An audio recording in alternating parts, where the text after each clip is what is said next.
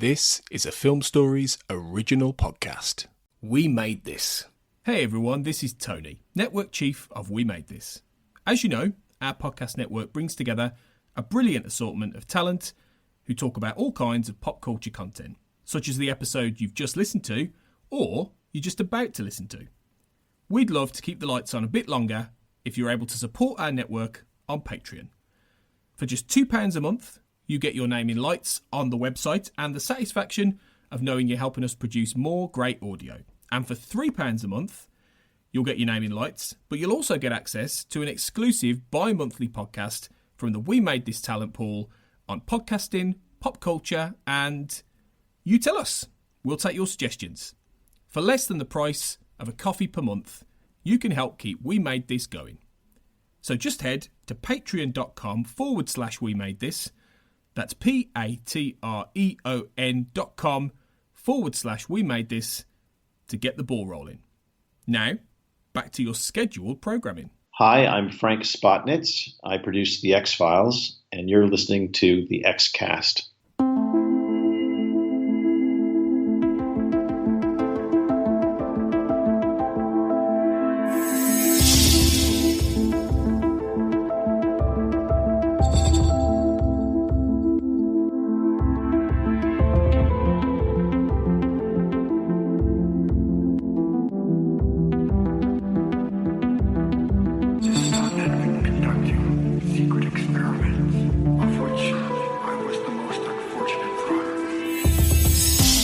Welcome back, everybody, to the X-Cast. As ever, the truth is in here. I'm your host for this episode, Carl Sweeney, and thanks for joining us for this one, which is all about closure. Of course, the episode in which we find out what the resolution to the Samantha Mulder storyline is. And this is a big one, I think you'll agree, so we thought it'd be good to mark this one by having two X-Cast legends with us on this episode. Legends! So first of all, absolutely. First of all, Chris Knowles. Hey, Chris. Hey. How's it going? It's going to hell in a handbasket. I thought you might say something like that, yeah. And alongside myself and Chris is none other than Darren Mooney. Hey, Darren. Hey, how's it going? How's life? Yeah, it beats the alternative anyway. So yeah. Loaded question these days. Very loaded question these days. Yeah. But no, guys, really nice to have you both here for this episode. Of course, Closure, written by Chris Carter and Frank Spotnitz, directed by the great late Kim Manners. And this one aired back in February of 2000. So where should we start? I guess we could start with, how do you think the previous episode teed us up for this one? Like, how fond are you guys of Sein und Zeit? Darren, how about you? Yeah, this is going to be a really awkward conversation, I suspect, in large part because over the years I've come to look at Sein und Zeit as kind of a masterpiece, really. I absolutely love that episode of television. I think it's a bold, provocative, kind of interesting way of approaching the Samantha Mulder kind of question and the challenges that it raised for the story. And it does something very interesting, which is to suggest that there are these parts of life where you don't get closure, where you don't get a satisfactory resolution, where things don't end in the way that you expect them to, and things don't end up with a neatly wrapped bow. Like, there are some absolutely beautiful kind of sequences in Sein und Zeit that I love. Things like Mulder dealing with his mother's passing and the diagnosis that he didn't even realize she had, and the fact that it wasn't a staged death, that it wasn't part of some grand conspiracy. And those moments are really powerful and kind of really affecting and really moving. And I honestly, over the years, as I come back to it, I rewatched both parts of it last night, and I watched Closure separately today. And I really do, unfortunately, much prefer Sein und Zeit to Closure. Oh, really? Interesting. Because it really feels like the show's kind of, and again, not to jump too much on like what you guys are going to talk about and what we're going to talk about later in Closure, but like with the two together, it really does feel like the show is kind of trying to have its cake and eat it, where it's trying to suggest something that would be an ambitious would probably be the nice way of phrasing it, but a deeply frustrating resolution to this long-running thread that has been dangling since the pilot of The X-Files, which would be to look at the heavens and say there are no easy answers, there's no neat timeline of events, Mulder will probably never actually know what happened to his sister. And then Closure tries to say, oh yeah, we said all that, but here's exactly what happened and exactly why, and here's all the bits that are kind of joined together in a way that, are interesting when you try and articulate them, but are very clearly like, okay, well, we've crossed off, we've hit every checkbox that we set along the way. We've kind of we've followed all the groundwork, and we've reached a logical endpoint. And as Mulder says at the end, I'm free. So it really feels like when you take Sign and Seat and Closure together, you have Sign and Seat going, maybe there is no ending. Maybe there is no closure. Maybe Mulder just lives with this. And then Closure goes, no, actually, we wouldn't actually do that because we know that people would want to, people would react very strongly to that. So here is actual closure, just so we're clear, just so we tidied this away. And I almost feel disappointed by Closure, kind of watching the two of them together, I think, unfortunately. Interesting. Chris, how about you? I was just wondering about part one, really. How do you think the first episode sets this one up? Well, I agree with Darren that I think both these are masterpieces, but I totally disagree with his interpretation of Closure. Because to me, Closure, what it is that it's basically people trying to cope with what they learned in Sign and Sight. Do you see what I'm saying? So Mulder realizes that this girl, something terrible happened to this girl, Emmeline LaPierre. We'll probably never know what happened. The parents just lapse into this fantasy, that we get from the Kim Darby character, because they can't deal with the pain. They can't deal with the pain of the reality. So really what Closure is about is just trying to cope with these dreadful revelations. So I don't think that the whole thing with the walk-ins and all the rest of it is meant to be taken literally. I think what the point of the arc is that something happened to Samantha after she was abducted. Nobody knows exactly what it was. And they lapse into this fantasy of these starlight beings coming in that we never see any evidence of, by the way, that we never have any indication that this is based in any reality. I see it all as just like a giant cope, just trying to process this horrible trauma. And I think the juxtaposition of what's going on leading up to what's, the Samantha revelation with what, Darren had said with the mother, there wasn't some grand conspiracy. We see how Mulder's mind works is that, these conspiracies that he lapses into are really coping mechanisms because he can't deal with the truth. He can't deal with the fact that he was part of this horrific family that did all these terrible things to other human beings. And, that's part of his legacy. And in this case, just bad luck happens. I mean, really what we're seeing here is just the random bad luck that happens to people in life and then them just trying to cope with it. So with the Kim Darby character, something happened to the son. And the thing that's so great about the Closure thing is that we have that sort of voice of reason, the elder agent, it's the girl, she was taken from a home. Yeah. So, I mean, that to me is what happened to all these kids. Something really terrible happened to these kids. Their bodies were never found because more often than not, when these kids are abducted, their bodies are never found. And they can't deal with, the various characters just can't deal with this just crushing reality. So they lapse into this whole coping strategy. And that's really how I see it. And that's why I think the Anthony Heald character is just so absolutely brilliant. I mean, I can't believe how well he plays that. I mean, that is just masterclass acting. It's astonishing to me. And in every level. I mean, I think the writing here is just absolute masterclass. David is phenomenal, particularly in Sign and Sight. But really what it is what I said all along is, Samantha was always dead. She was never going to be found anywhere because she was always dead. Something happened to her. Her body was disposed of or removed or whatever happened, but we'll never know. And, that's what drove Mulder's quest, is to try and impose some sort of structure of reason on the unreasonable. So how high would you go for a score for this one, Chris? Out of 10? I don't think numbers go that high, so... Okay, at least a 10 out of 10 then, we'll say. Darren, how about you? If you're saying this one's relatively disappointing, I mean, can you quantify that for us. What do you say? I feel really bad. I'm probably give it a 5 or a 6. To be honest, I think Sign and Seat is an 8 or a 9. I think this is a 5 or a 6. And I mean, I can see where Chris is coming from there. And it, like, he singles out the character of Louis Schoniger, who's the FBI agent who appears for a single scene, notably played by Stanley Anderson, who at this point was probably most notable for playing the judge in the finale of Seinfeld. So, like, there is something, I think, in the use of that character, having that character whose job it was to wrap up the TV show Seinfeld, showing up a little over a year later to wrap up this arc on the X-Files. So I can kind of see that there. But for me, I think it is a step down, at least for me, from Sign and Seat, unfortunately. No, I think that's fair enough. I'm closer to being on Team Knowles on this one, I think. I'm a 9 out of 10. No, I find this episode satisfying. I find it very powerful. I can see how somebody might take a different view. I think if you're focused on, plot above everything else, I can see why you might have questions about something like the walk-ins. I can also understand someone seeing this for the first time and feeling like it didn't quite tally with whatever resolution to the Samantha storyline they had imagined was coming.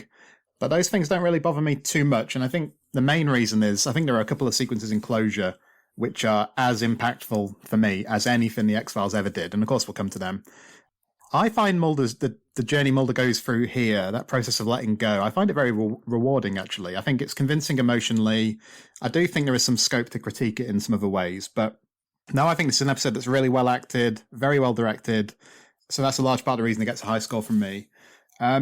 Is it the right time for them to be doing this? What do you make of the timing? Because I guess it's a bit of an X-Files tradition now that we're getting these kind of sweeps, these chapter, these page turners mid-season after things like Two Fathers, One Son in season 6, for example.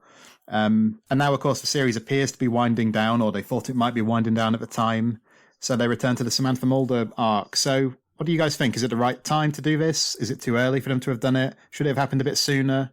Or what?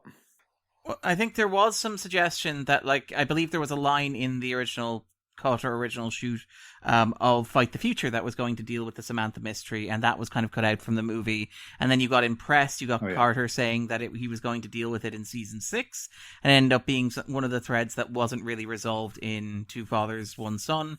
Even though, and I think Chris has talked to this a great deal, and Chris probably knows far more about this than either of us, but Chris has talked about the idea that there was pressure from outside Carter, perhaps, whether from the network or from other sources, to kind of wrap up the mythology. So it really did feel like Samantha was the last dangling plot thread. And it does feel like, and again, there's lots of, you read interviews with people coming into the 7th season, whether those people are, writers on staff, Carter and Spotnitz and Gilligan, whether those are obviously Duchovny. I don't think I've ever read Anderson say anything, but I imagine she felt the same way as well. But the expectation was that this was going to be the final season of the X-Files. You did you got your first 5 seasons where Duchovny and Anderson were kind of under their original contracts. You got the contract extensions, which allowed them to make a bit more money, and both of them were very, very eager to move on. Obviously, I think Anderson extended her contract to 8 seasons. Duchovny's departure would be a big deal next year. He was ready to go to, he was in Hollywood now, but he was ready to try and transition into film acting. And so, there was the sense that the show was pretty much over. And again, when we get towards the end of the season, we'll look at kind of Doug Herzog and maybe why the X-Files wasn't over when it got to the end of the 7th season. But I think that, I think there was a need or a desire to resolve the Samantha storyline. And again, you could argue whether or not the mid-season is the best place to do it, or whether you should have left it to the finale, if the finale was definitely going to be the last episode of the X-Files, or if they thought it was definitely going to be the last episode of the X-Files. I think the fact that the show was in a definite sort of limbo means that you couldn't put the Samantha stuff towards the end of the season. Unless Fox had said, we're absolutely giving up the X-Files, we're going to wrap it up, we're going to let Carter do his dream of transitioning into a series of feature films every 2 years. If that happened, I could see Carter going, the season finale is Samantha. But I imagine the fact that, everybody was still we think this is the final season, but we're not sure, means you probably want to deal with it beforehand. And as you point out, it's February, it's sweeps. That's when you do these big event episodes for the X-Files. I mean, there's an interview in the New York Times with Duchovny when he's asked, is Samantha really gone? And there's a quote from the New York Times where Duchovny puts on a mischievous grin and says, she comes back for sweeps, So I think that, I think it makes sense logistically and in terms of planning the season for it to happen here. I do wonder, here's something to throw out to Chris and kind of to yourself. Chris has said he thought Samantha was always dead. And that's been his reading of the show. And I would kind of agree with that.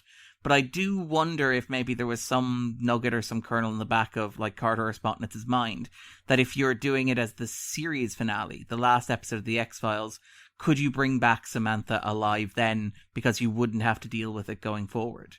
Like, is the fact that Samantha's dead in the middle of the season, is that a factor in terms of the arc or in terms of the structure? Because, like, if Samantha comes back alive in Sign and Seat and Closure, you can't really transition into X-Cops next week. So I wonder if that's a factor. But I'm happy to throw that to yourself and Chris. Yeah, go on, Chris. What do you reckon? Well, we had, back in the second season, we had, Colony and Endgame, right? Yeah. Mm-hmm. And then we had Samantha show back up in Redux 2, right? And we saw like just how incredibly anticlimactic that felt. Oh, well, there she is. She was gone. And, because it's a character that we have, Mulder obviously has an emotional investment in, but the viewers don't, right? We have no real... We never met her. She's just, we never met her. She's somebody we just heard stories of. So, all we really saw of her prior to Colony and Endgame was in Little Green Men. So I think, again, I'm going to this is the hill I'm going to die on. Samantha was always dead. She was always dead. And like I said, if you look at the teaser of the very first episode, what's it about? It's about they find a girl in her pajamas who's dead in the middle of the woods. It's just, to me, I don't think that's, just happenstance. I think that was Carter's thinking. Carter's thinking is very strange. He's a very strange dude who has very weird sort of fractal associations that he, just look at an episode like Plus One, say no more. So, he's a very strange guy whose mind works in very weird kind of ways. But that to me is that's a statement, because twin that with, the girl being found dead in the woods, and then they find another dead girl, and then Mulder comes up with a confession. Do you see the sequencing here? It's almost like film school 101 kind of stuff, where he's setting up for the, the revelation. I think that there was going to be no satisfying story arc where she comes back alive, because then what? You know what I'm saying? I don't think I don't think she was, again, I really don't think that she was ever meant to come back alive. Oh, and also, of course, we saw the clones and Herrenbock and stuff. So basically, what we get is that Samantha was abducted, brought to some military installation, was cloned, was experimented upon, escaped, and then something happened to her, right? So again, I just really don't see closure. I don't see this whole thing with because it's almost like, are you kidding me? It's almost just ridiculous. Of course we saw the walk-ins with Red Museum, but Red Museum to me is that's just nonfiction. That's not even it's not even science fiction. It's not even fiction. It's just basically a documentary. It's just this is really what's going on in the middle of the country. This is what they're doing with the cattle. This is what they're doing with the kids. There's nothing about that episode that's science fictional. So when you hear the whole thing with the walk-ins, it's just, this weirdo cult, which is of course taken from the Solar Temple, right? Because I think shortly before that episode was written was the first wave of the Solar Temple suicides. So I think that, again, I don't know what the fans thought, but she was just never coming back. She was dead from the get-go. It's I almost don't know what else to say, because part of my enjoyment of this episode, why I have this incredible appreciation for it, is because having been in that kind of situation, how you feel about it, you know what happens, when you lose somebody very close to you when you're young, it's very, very difficult. And how do you process it? And I think with Mulder, it's he was just in denial for so long. Just to briefly follow on from something Chris mentioned there in terms of Red Museum, because the walk-ins are introduced there. Red Museum is really interesting because it's kind of a Rosetta Stone. Mm-hmm. It's an unlikely Rosetta Stone for the rest of the X-Files, I would argue, because you get things like it's the first time that 2012 is mentioned, I think, as well. Oh, yeah. Yep. So it ends up becoming this episode that isn't generally seen as a kind of a classic important mythology episode in the way that, say, Colony and Endgame are later in the season, or as Dwayne Barry and Ascension earlier in the season, but ends up being this cornerstone, I think, of a lot of the X-Files stuff going forward, I think, which is interesting. Yeah. Not to reopen that debate in kind of the Closure podcast, but I find it interesting how that is. Well, you know what the interesting thing that Darren's alluding to, though, because up until Red Museum is like the pure Chris Carter mythology. That's, everything up until then is basically, I mean, of course, Morgan and Wong and Gordon and Gamzon, I mean, all these other people had input on it. But that's sort of like, your pure distilled Chris Carter. And from Colony and Endgame on, the focus of power really shifts to Frank. Yeah. So Frank's thinking and Frank's sort of more science fictional action thriller kind of mentality is really what takes over after Red Museum. So like Red Museum is almost like the pivot, Yeah. We get a bit of a nod, don't we, to Red Museum in Saint Zeit in terms of casting, don't we, with Mark Rolston, the actor who plays Bud Lapierre. Yeah. I mean, he's also interesting in terms of casting as well because he's carried over he did a guest appearance on Harsh Realm. And Harsh Realm, he ends up watching Harsh Realm. Stop! Oh God! I know.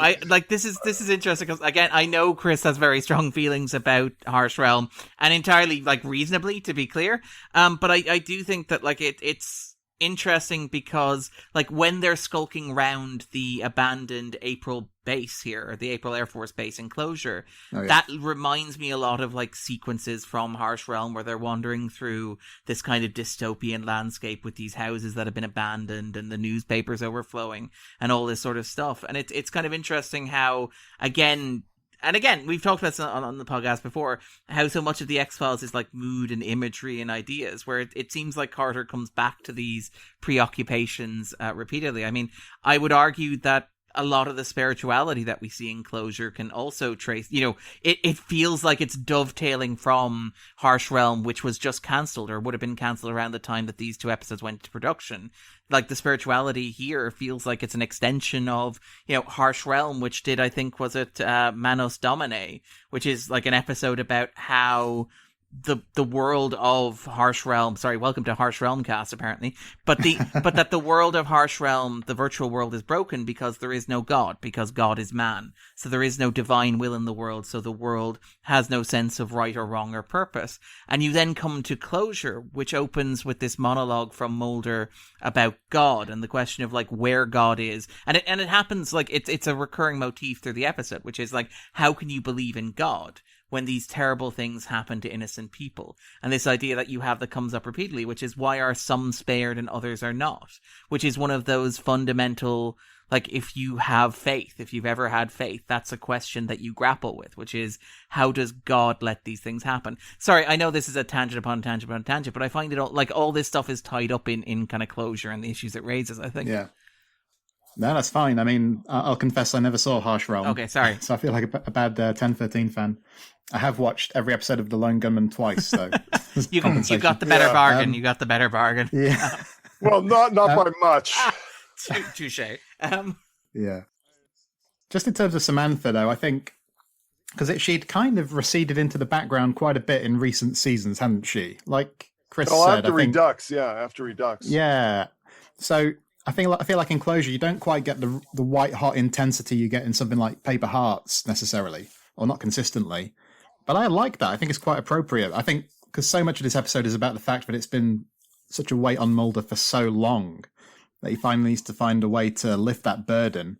And I think that gives it some power. So that feeling of, it's about time. I think if they tried to do this a couple of seasons earlier, it might have been a bit of a curious fit. I think, like Darren said, unless it's coming to a definitive end, the series, it's difficult to do it as a season finale.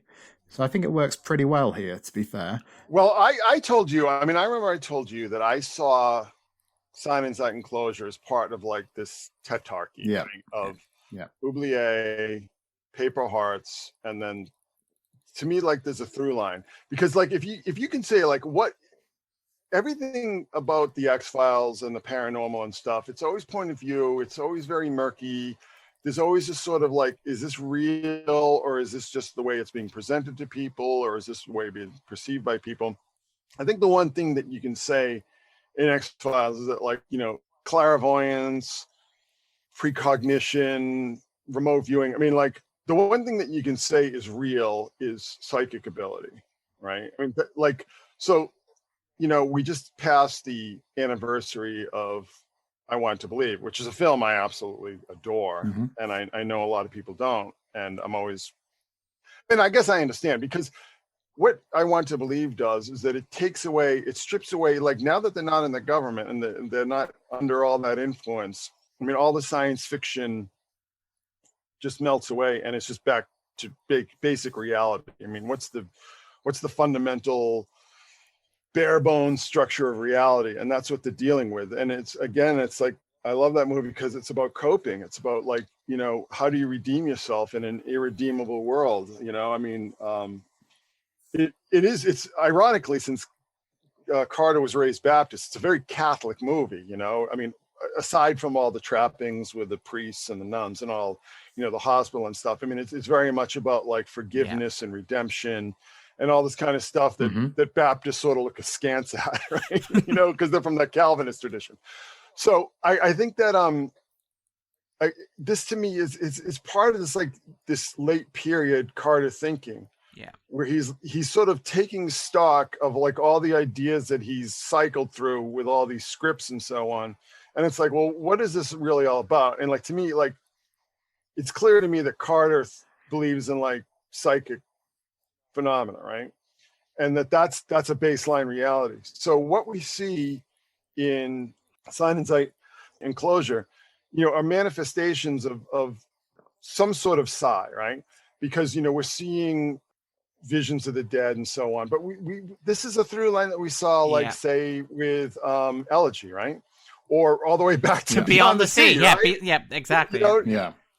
So I mean, we have no reason to believe that this is some sort of objective paranormal phenomenon, and whether it's just like, you know, visionary phenomenon, like, which is very, you know, it's very everyday. It's something that people experience quite regularly. So I think that, you know, I think what I've always tried to like figure out, like, where was this break between like the 1013, you know, the Four Horsemen of the 1013, and like the fandom, and like where did they start to diverge? And I think the place that they really started to diverge, and this is why back in the old days fans would say, oh, I was a big X-Files fan up until Gethsemane, you know, because Gethsemane is like, and Redux, right? It's like, no, this is all bullshit. You know, there's no aliens coming here. It's all just like government mind games and MK Ultra and all this kind of stuff, right? So I think that, you know, like that kind of broke the spell for a lot of those kind of fans who, you know, are more interested in like comic books and cartoons and stuff like that. You know, it's like, oh wait, I'm dealing with something that I didn't realize that I was dealing with. You know what I mean? Like all of a sudden I'm in a different context than what I thought I was before. So what Sign and Sight and particularly Closure does is that it's almost like a kind of hostility underneath it, you know, because it's almost just like, okay, well, you know, we were just trying to tell scary stories, but you guys sort of bought into it. But this is like the way it really is. It's like bad things happen, terrible things happen to like very good people. And in the case of the Mulders, you know, not very good people, you know what I mean? But, you know, and then you've got to kind of cope with it. You got to pick up the pieces and decide how you're going to go on with your lives. And that to me is like, it's just very, very powerful. And, you know, there's almost like people have always sort of criticized Carter for having sort of like a soap opera mentality, like sort of like, you know, he's like a closet soap writer or something. But, you know, I mean, I've always really appreciated when we really get past the capers and into the interior lives of these characters and their relationships and their families and stuff, because That's what makes it reality. So I think basically what you have is that you have like a bifurcated fandom where it's like the fantasy and the reality behind the fantasy. And of course the latter, constituency is much smaller, right? But I think that with Sign, Insight, and Closure, again, to me, it's like there's no real paranormal, like spectral, or these walk-ins to me are just an absolute coping mechanism. It's just an absolute strategy. There's no objective reality to it. And I think the fact the tell here is at the end of Closure when Mulder says, you see so much, just let go, just move on, it's okay, you lived with this for so long, just get past this. And then we really see that like Harold Pill and God, Anthony Hill. I mean, like, I'm not kidding. It's got to be one of the greatest performances I've ever seen in my life. And I'm not being like hyperbolic or dramatic here. I mean, I really do, because it's like, the emotions that this guy's going through and his backstory and then all these kind of things. It's almost like so card specific that how many actors would have context for it? Like how many actors would be able to enter into this like weird idiosyncratic card of reality? And he just does it so perfect. And I'll tell you, the scene I just love is when, he talks about like, when they're on the hill and they're looking at all the mass graves. And then, he's talking about like kids' bodies being earthquakes transformed and train into crashes. starlight. Oh yeah. Yeah, but then he goes, but that's not what happened here. He's just like, oh God, it just like stabs you, you just like, oh, because it's just like, he's up against it now. It's not like off in Nepal in some mountain pass, it's like he's right there faced with it. It's like he can't will it away. He can't fantasize away like just the absolute horror that he's confronted with. Just to follow up on something Chris mentioned there, because I realized we have hijacked the episode away from Carl, and I apologize for that. That's all right. Carry on. But like one of the things I found really interesting about what Chris said there is kind of the idea of the divide between what people want from the X-Files and what the X-Files kind of delivers. Because I think one of the interesting things throughout the 7th season is the idea, and we talked about when we talked about Two Fathers, One Son, and like Chris mentioned earlier with the idea of the divide within the X-Files mythology, where once you hit Colony and Endgame, the thing becomes a much more propulsive, forward-moving action thriller, kind of 70s style linear structure, where it's like, Mulder goes to Russia, Mulder hijacks a train car, there's assassination plots, there's like, gigantic like sequences on the plane in Max and kind of, all that sort of stuff. Like you have this idea of, the very linear, very straightforward, fight the future blockbuster aesthetic of the mythology. Mm-hmm. And then when you hit, Two Fathers, One Son in the 6th season, it kind of unravels and you end up with, and we kind of talked about it when we talked about biogenesis, and kind of when I talked about, the kind of like Sixth Extinction of More Fati as well, with Kurt, but you have the idea of the mythology unraveling and breaking down. And kind of, and again, the fact that so much of this episode and so much of these episodes seem to be about like death and decay. I mean, you have the cigarette smoking man showing up and it's like the moment when the phone rings and he's like, I should have answered that. I like to make myself useful, which is almost the character saying, what am I even doing on this show anymore? I don't really have a purpose on this show now because all of my plot threads have kind of wrapped up. But you have, and even like, we mentioned April Air Force Base where you have like the newspapers that are like just accumulated, the waste, this decaying place that's just patrolled by this one guy in a cop car. And, obviously the other really dark imagery, like the massive graveyard that kind of serves as the bridge between the two episodes. But I find it interesting that you have, now that the mythology's wrapped up, this kind of weird break where in the past, the mythology episodes have largely been siloed and self-contained. It's like you could just watch the mythology episodes of the show. In fact, like many watch lists will give like specific mythology run-throughs of the X-Files where you skip the monsters of the week because they are kind of siloed away from one another. And I think what's really interesting, and this is something Chris mentioned, and I think it's worth kind of just spotlighting, but it's the idea that when you get to Sign and Zete and Closure, you have this really, really weird effect where it feels like the mythology of the show, at least, what many fans associate with being the golden age of the mythology of the show, has collapsed and decayed and kind of eroded to the point where the touchstones for this big sweeps episode two-parter And again, I'd love to talk in a moment about like the structure of it, because I think it's a really cleverly structured two-parter. But like, they're no longer episodes like, you know, Colony Endgame, Dwayne Barry Ascension. They are instead, as we pointed out, like episodes like Elegy, episodes like Beyond the Sea, like the moment where like you have Mulder talking about his mother, and it's like her lips were moving but I couldn't hear. Which is like a description of Scully seeing her father in Beyond the Sea. The fact that like Paper Hearts is probably as close to the touchstone to this episode as any episode featuring the cigarette smoking man. You know, and again, like the fact Red Museum, as we mentioned, I find it interesting that you have this kind of like evaporation almost of the mythology, which speaks to what Chris was saying, which is this idea that, you know, on the X-Files, the truth is out there, and the idea of the mythology and the conspiracy as a way of explaining terrible things that happen, a way of making sense of the world, which is arguably what conspiracy theory is. It's a way of looking at a world that is chaotic, arbitrary, random, and cruel, and saying, no, but somebody is in control. Somebody is at the wheel. There is somebody directing this from behind a closed door, and there's a reason why all this happens. And what I really do like about Sinus Eat and Closure, and I know I've been quite harsh on Closure, but what I do like about them is that they say, yeah, but no, there isn't really. There isn't a silo. There isn't a linear narrative. There isn't like, you know, episodes that are as random and arbitrary as Beyond the Sea, Paper Hearts, and Red Museum are as important to this as Two Fathers, One Son. And I find that a really interesting approach to what, you know, is marked in most run-throughs of the X-Files as a big mythology episode. Sorry. Okay, no, there's lots of stuff to unpack there. I think let's make a gesture towards the traditional format of the X-Cast. Sorry, apologies. So, no, it's all right. It's fine. Darren, IMDb 8.3 out of 10, fifth for the season, tied with the amazing Marlene. That puts me in my place. Of course, what could not be. Behind Requiem, Jesuit, X-Cops, and the Goldberg variation. That's an interesting list. Yeah, the deathless majesty of the Goldberg variation. How could we do without it? Giant take that of The Sopranos, if I remember correctly, right?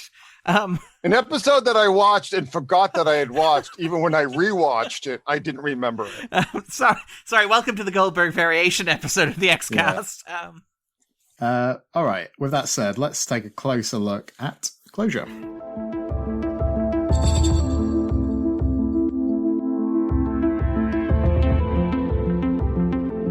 So, guys, what about the beginning of the episode? First of all, I've listened to Kim Manner's commentary. I don't know if you guys have heard it. There's some interesting stuff on there. He says immediately this is one of his favourite episodes.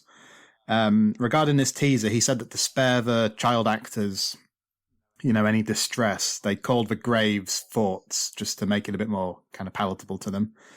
Yeah, I don't know. I guess, Darren, I was wondering what you think about... I mean, it's not a complete clean break, is it, from Sein und Zeit, but I think the teaser immediately signals this episode's a bit of a different beast, doesn't it? Because we get the Mulder voiceover, the music and so on is quite distinct from the first part, I think. Yeah, I mean, one of the things I do actually like about it as a two-parter is that it is structured as two episodes. It's structured as a two-parter rather than a movie that is an arbitrary split down the middle, which is very clever and very interesting. Like, so you have like the closing shot of Closure, of Sein und Zeit, which is that shot of like Mulder, Skinner, Scully, and obviously the killer Loveless in this big empty field, and like you get this pull back and it's just this huge negative space around Mulder. And in fact, actually, Michael Watkins, the director, who I think is one of the underrated late X-Files directors, does an excellent job throughout kind of Sein und Zeit creating this negative space around Mulder, which kind of plays with that theme. But then, like, Closure opens theoretically immediately following that.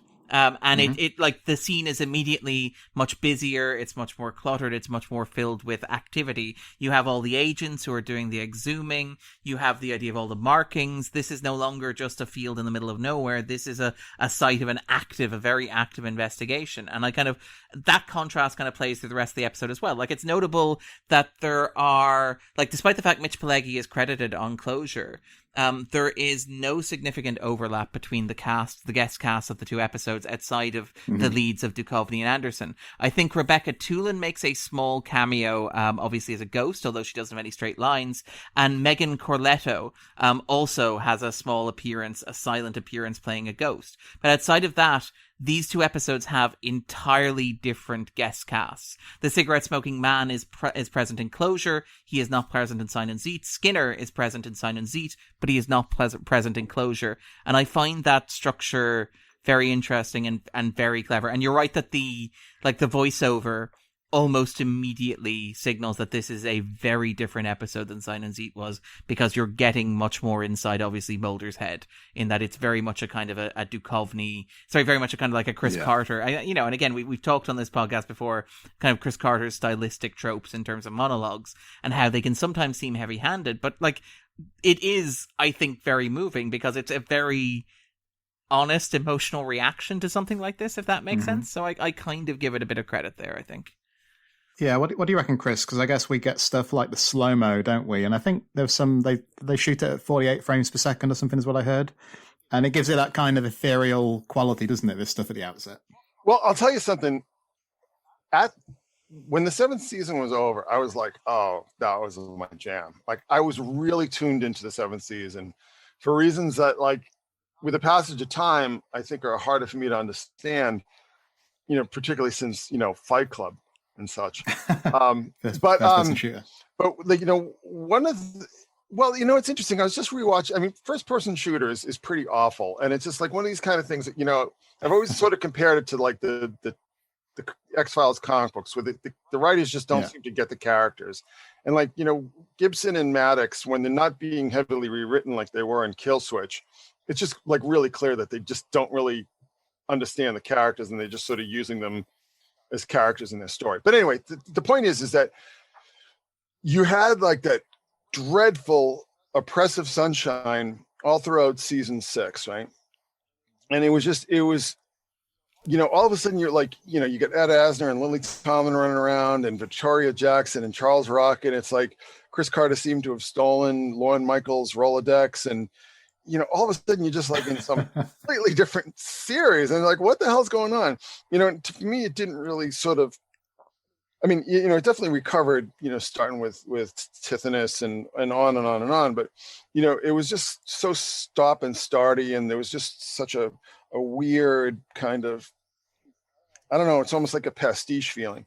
So what I really appreciated about season 7, and particularly these 2 episodes, is what Darren alluded to is just that that rich cinematography, the moodiness and the lighting, and when they chose to do certain shots, certain times of the afternoon, that they really took advantage. And it's interesting because like Los Angeles lighting isn't like other it's not like it is up in Vancouver, and it's not like it is in New York. I mean, it's a different kind of lighting, and it can be very oppressive and overpowering, but there are certain times of the year when you're in Los Angeles that it's almost kind of oblique. So I think they really took advantage of that. They were doing a lot of wet downs, they were doing a lot of smoke machine stuff, to really sort of take that Vancouver, what Rob Bowman called the Sherlock Holmes, and sort of impose it on this alien atmosphere, right? But the fact that it is so like theatrical and stagey, I don't know, it added to the aura to me. Like, it's so obviously like that's not Vancouver. They're trying to make it look like Vancouver with the wet downs and the smoke machines and the shooting angles and on and on and on. But like, I really, in this season, even when the scripts were weak, which, let's be frank, most of the scripts this season were really weak, there was just this magical kind of reality where you're almost like in this weird sort of Twilight Zone-ish fairyland. It's like you're not in reality, but you're not in that sort of oppressive Hollywood, $6 million man looking kind of look that you had in the 6th season. Yeah. So I mean, I just really tuned into that because, it was very sensuous in a way. Yeah, totally. So Darren, what do you make of Harold when he turns up quite early on in the episode, doesn't he? And he's talking about, he brings up the walk-in phenomenon, the bodies were transported in starlight and all that stuff. I think Chris is right, isn't he? He's brilliantly played by Anthony Heald, I think, because he doesn't do too much of the role, does he? In the sense that it's quite important that Harold has to seem somewhat credible, even when he's saying things that might sound ludicrous. So then we can understand why Scully thinks Mulder's being taken in because he's feeling vulnerable. But we can also kind of understand why Mulder is receptive to him, I think. Yeah, and I mean, it's also, I think, a performance that understands that this is Duchovny's showcase. Like, this is an episode about Mulder, and so his job is primarily to reflect the light back while still having his own arc, still fulfilling his own function, and still, as you point out, working as a character who's fully three-dimensional. Like, I mean, I would single out Heald is, for my money, one of the great, like, I think he's great in feature films. He obviously played Chilton in The Silence of the Lambs and Red Dragon, and it feels like, again, like the casting of the FBI agent that kind of Scully bounces off, as Stanley Anderson, the guy who was the judge in the final episode of Seinfeld. Casting Heald here feels like it's another kind of clever little thing. It's the idea that, we're bringing in an actor from Silence of the Lambs, much like we brought in Tom Noonan for Paper Hearts, because he had the baggage of being an actor from Manhunter. So you have the idea that we're drawing attention to the fact that we're closing the circle to a certain extent, but it's a really moving, really sweet performance, and you really feel for this guy, even though like there is a lot going on in Closure. I think, like, again, there's something very revealing in the kind of transition from the stark empty space at the end of Sein und Siet to the much busier shot of the same space at the start of Closure, because this episode has a lot to get through and a lot to do, but I think it manages to do a good job with Pillar, where he doesn't steal focus, but he still feels developed, and he still feels like an actual character, and is, for my money, one of the more interesting guest characters in the 7th season, despite the fact that he only appears in this episode and is very much a supporting player. And his arc is that he begins unable to accept the loss of his son, and he ends unable to accept the loss of his son, largely to contrast with Mulder finally making peace. And the fact that, like, he does that and he's a static character, but he's still compelling is, well, I think to the credit of the script and the teleplay, to be fair, but also to Heald as an actor, I think. Yeah. And I think Kim Manners, sang his praises as well on the commentary track, which was nice to hear. Chris, do you have any qualms about kind of the plotting, in the sense, when Harold's talking about this idea that the spirits intervene to stop children meeting a particularly horrible fate? How does it work? Why does it happen to some children but not others? Do any of those things bother you? I guess not, because you don't take it that literally. That's what you're saying, isn't it? No, I don't really at all. I think he's a schizophrenic. Just talk about these scenes that he's so great in. When they confront him in the diner, right? Oh God, like when Mulder says, Agent Scully informs me there's some things you forgot to tell us about, and he's just like, you can just see this look, and he's just like, what? He's like, oh God, here we go. And then, like, your institutionalization, he's like, I've got that under control. I mean, he to me is a schizophrenic caught in a very powerful delusional cycle brought on by a trigger, by triggering episode, obviously the death of his son, and then the fact that he was a suspect. And the thing that I really like is that they almost kind of leave that hanging, because it's like maybe he was responsible for his son's death. You know what I'm saying? So it's like, again, I don't take any of that literally. I don't think any of that is real. I just think it's, and the fact that it sort of bounces around, and I don't know, it's like maybe more in Sein und Siet, the way that's processed to me is maybe a little more delineated than it is here.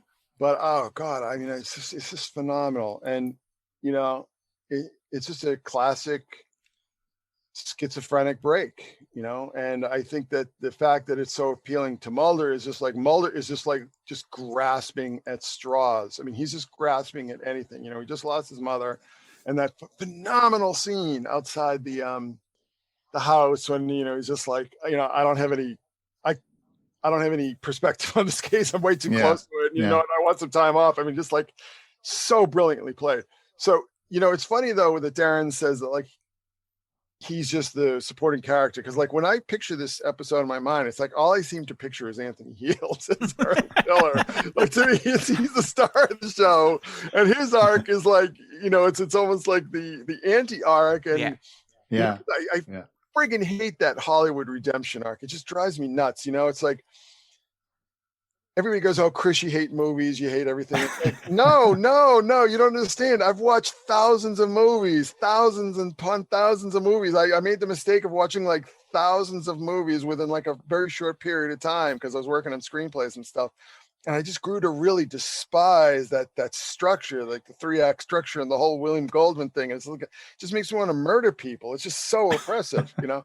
So I just really see this as, you know, this is his episode in the same way that like Hungry is, you know, Rob Roberts' episode. Yeah. And that's another episode that I just think is an absolutely unheralded masterpiece. Yes, that I'll second entirely. Hungry is amazing. Hungry is an episode where Mulder and Scully are the monsters. It's great.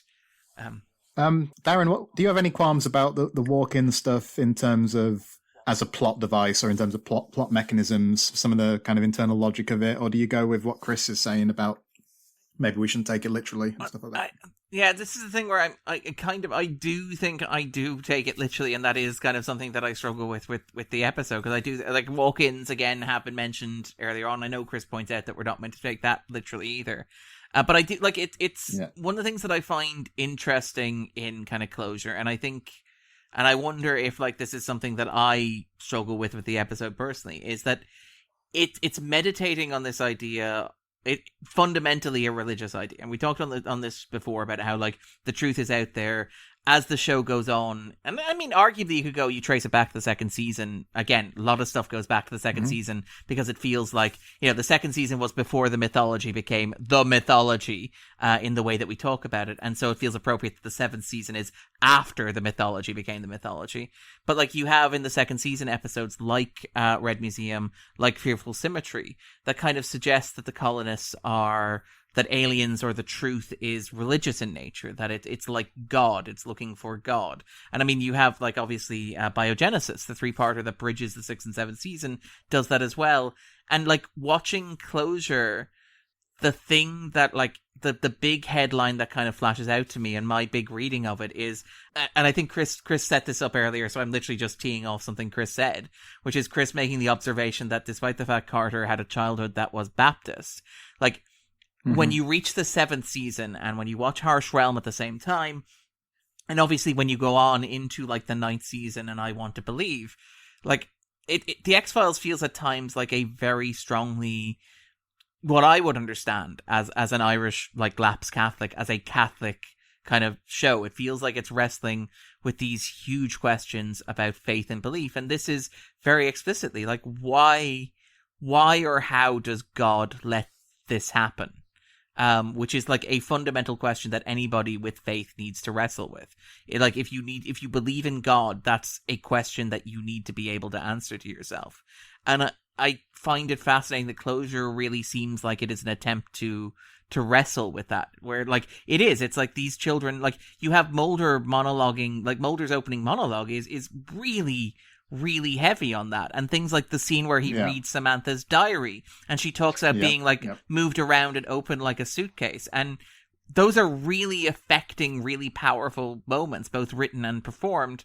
And again, it's the thing where I'm not sure that the episode quite manages to square the circle, but I really admire it for going there, is the fact that it does feel like Carter is kind of wrestling with, well, you know, if God exists, why do these things happen, or how do these things happen, or how does this square with a world where God exists, which is, you know, kind of interesting in terms of the X-Files and the idea of the truth, and the idea that when you get to, like, the final scene of the truth, that the truth is positioned in a way that is, like, explicitly religious. So I find it, like, that's the stuff that I think of when I think about the walk-ins, and when I think about Pillar, and when I think about that stuff. That's the kind of stuff that gets spinning in my head. I don't know, it's not a literal plot complaint, it's more just, I find it fascinating to unpack in that sense, you know? Yeah, and we'll come back to some of that. I discovered yesterday that Kim Manners voices the hypnotist, which presumably, I guess that's meant to be Heights Verba, right? When we see Mulder back in the 80s or whatever, with Scully watching it with the guy who's like, you know, it's compensatory abduction fantasy and all of that. So that's an interesting scene, isn't it? Just to see those hypnosis sessions, which are obviously pretty foundational to Mulder's character. Obviously, we've heard tapes from them before, haven't we? He talks about them in the pilot. We hear them in Conduit, don't we, as well? Is it Conduit where we hear them? Yeah, Conduit, yeah, I think so, yeah. So they are kind of problematized in the way that guy does is interesting. I'm not sure about Mulder's retro haircut, though. But I was maybe not the best. Yeah. Is this the scene with the Seinfeld? This is the Seinfeld actor, is it? Yeah. Yeah, who, as Chris pointed out, exists largely to raise that kind of specter of ambiguity, which is a very, very good point, where he's like, no, Samantha's gone, and this is just a coping mechanism. And, you know, it just had this weird, like, almost like dreamlike quality to me, because, like, all of a sudden you see this guy, and it's like, you feel like this is a guy you should know. Like, wait, what episode did I miss, or did I dream that he was in? You know, he comes across as, like, a very familiar character, but you don't know who he is. I love that kind of effect. It's like, you know, I always said I love in Morph-5T, I love like the dreams within the dreams, you know, that Mulder's having this dream with the smoking man and with Diana and everything. And then he's dreaming about this boy on the beach. And that it's almost like that's what really got to me about the season, is like all these like very strange, almost Lynchian touches. So like you meet this guy who's so clearly like an authoritative figure, and you just feel like, wait, is that like, you know, is that Section Chief Blevins, or you know, you feel like you should know him, and he just really comes across with that kind of authority. But it's also like he comes across as like being immensely compassionate. You know what I mean? Like he really feels like a character of compassion, that he understands what Mulder's going through. You know, he's seen it all. He understands how this stuff works. So he's not judging him. And I just found that like really powerful. And like, you know, it's just another one of these kind of scenes that people don't appreciate, because, you know, if you watch trash, like, I don't know, CSI or something, and just when how they resolve you know, when they get to these kind of points and where they go with it. And the thing that, you know, I think people had always undervalued about the X-Files is that they never take those stock, easy way, you know, familiar tropes when they're confronted with these kind of situations, you know. Yeah, that actor's definitely got that kind of seen it all before quality, hasn't he? Yeah. Apologies to all the CSI fans out there, by the way. Screw you! No. I love you, CSI fans. You're paragons of taste and virtue. But no, like, what I do find kind of interesting there is, and I find, like, it's something that I find interesting about kind of closure in general, is that, like, again, it's the idea that we're coming towards the end of something. We are, like, the show is aware that we are closer to the end than the beginning, even if it doesn't know exactly where that end lies. And so you have this idea of ghosts and memories that play through, and they arguably plays through the rest of the season as well. Like, the cigarette smoking man is basically a ghost who haunts the 7th season in various forms. But you have this idea of watching and memory. Like, so I think, like, is it Apocrypha and Piper Maru, where Carter makes the argument that ghosts are the voice of conscience. A voice of conscience from the past to remind us so we don't forget these things.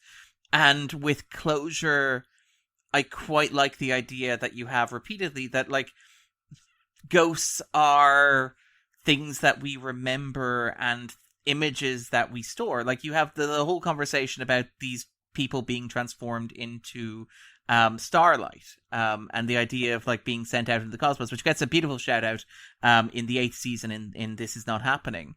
With Skinner, yeah. Skinner and Scully. I've jumped well ahead. I apologize. We are jumping all over the place. But, like, the idea of them watching that sequence of Mulder being hypnotized, which is a recording that you have seen before, but literally watching it on television, watching it, as you point out, with Kim Manners, the director, voicing the hypnotist that's going on there. You have this idea that these things exist as long as they... there's that wonderful line from... Like, when they talk about the dead being transformed into Starlight and projected out into space. Two things that I think about, and with apologies to Chris, because what Chris said about, like, comic book fans, and I'm going to expose myself as a terrible comic book fan, but I think of myself as... I think of the line from Alan Moore and Dave Gibbons' Watchmen, where I think it's Dr. Manhattan says that all we see of the stars are their old photographs, because it's just light projected outwards and we eventually see it and we don't understand it. Yeah. And I think of another, like, 1013 adjacent TV show, which is obviously Morgan and Wong's Space Above and Beyond. There's an episode in that called River of Stars, which is the Christmas episode. But it's about characters floating in space, and they pick up the 1960s Batman theme, which is like a television broadcast that is just being projected out into space. And 200 or 300 years in the future, they finally caught up with it. And I like the idea that the show is, as it gets towards its end, arguably coming to terms with the fact that, like, Mulder and Scully will now also just be projections of light broadcast from television screens. As the show wraps up, as they stop making more X-Files, as David Duchovny and Gillian Anderson stop playing these characters, Mulder and Scully will live on as light and signal being projected and watched as kind of ghosts themselves. Sorry, that's probably a very airy-fairy pretentious read on it, but that's, like, when I think of that sequence, like, with Manners doing the voice and with Scully watching the tape, that's kind of the stuff that, and the conversation about Starlight that we're going to get later on, that's kind of what I think about, you know? Well, in terms of the X-Files being haunted by its past, I suppose we get references here to things like, we get Jeffrey Spender alluded to, don't we? And then we get the cigarette smoking man turning up, and, like, that's an interesting kind of swerve, isn't it, in some ways? Because that almost feels like it's turning into more of a classic mythology episode for a second. But then when we see him properly, he looks just strikingly, like, pallid, doesn't he, and old. Yeah. Obviously, it's meant to be the effects of what happened in Amor Fati, isn't it? And then it's quite chilling what he says in its finality, isn't it? When he's like, there was so much to protect before. It's all gone now. Yeah. I suppose back to that idea of this episode had to come at a certain point in time, really. Yeah, he's one of the zombies. We talked on this podcast before about how the 7th season of the X-Files is just haunted by zombies. I mean, obviously, and again, the imagery of kind of, you know, I mean, we mentioned earlier Kim Manners talking about how he coaxed the children into climbing out of their graves by calling them forts. But the idea of bodies emerging from graves, you'll come back to that with Hollywood AD later in the season. You have, like, Hungry was supposed to be a zombie episode, for example. Millennium is basically the end of the world is brought about by zombies. You have the zombies we mentioned in Hollywood AD, and you have the idea that there was at one stage going to be an episode written and directed by Stephen King and George Romero that was going to be a remake of Night of the Living Dead. So you do have this idea of, like, things shuffling on even though life has gone from them.